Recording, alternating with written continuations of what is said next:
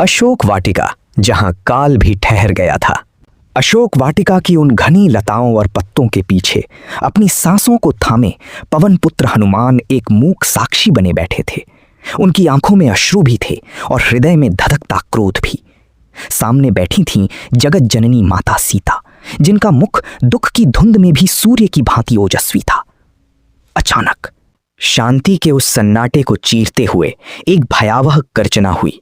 स्वर्ण के आभूषणों की खनक और राक्षसी अट्टहासों के बीच लंकापति रावण ने कदम रखा। उसके साथ दासियों का एक हुजूम था, लेकिन उसके 10 शीशों में केवल एक ही अहंकार और वासना का ज्वर था। रावण ने अपनी माया का जाल बिछाना शुरू किया। उसकी वाणी कभी शहद की तरह मीठी होती तो कभी विष की तरह तीखी। उसने प्रलोभन के अंबार लगा दिए और भय की परछाइयां खड़ी कर दी।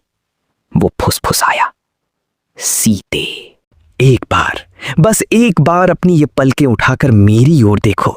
ये लंका, ये ऐश्वर्य, ये स्वर्णमयी नगरी सब तुम्हारे चरणों में होगी।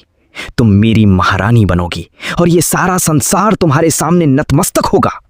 मगर माता जानकी का मन तो उस रघुवंशी सूर्य के चरणों में अर्पित था। उन्होंने तिनके का सहारा लिया और अपना मुख उस पापी से फेर लिया। उनके कंठ से निकली वाणी ने लंका के उस दंभी राजा को हिलाकर रख दिया। वे शांत परंतु वज्र जैसी कठोर आवाज में बोली, हे रावण, क्या सूर्य की अनुपस्थिति में एक तुच्छ जुगनू का प्रकाश कभी कमल को खिला सकता है? तू अपनी इस झूठी चमक से मुझे भ्रमित नहीं कर सकता। तेरे जैसे अधर्मी और नीच के लिए मेरे मन में केवल घृणा और तिरस्कार है।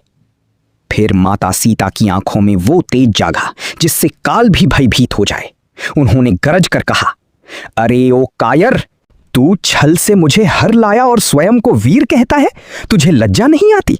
तूने साक्षात मृत्यु को आमंत्रण दिया है। रावण का चेहरा क्रोध से तमतमा उठा। उसकी आंखें अंगारे उगलने लगीं।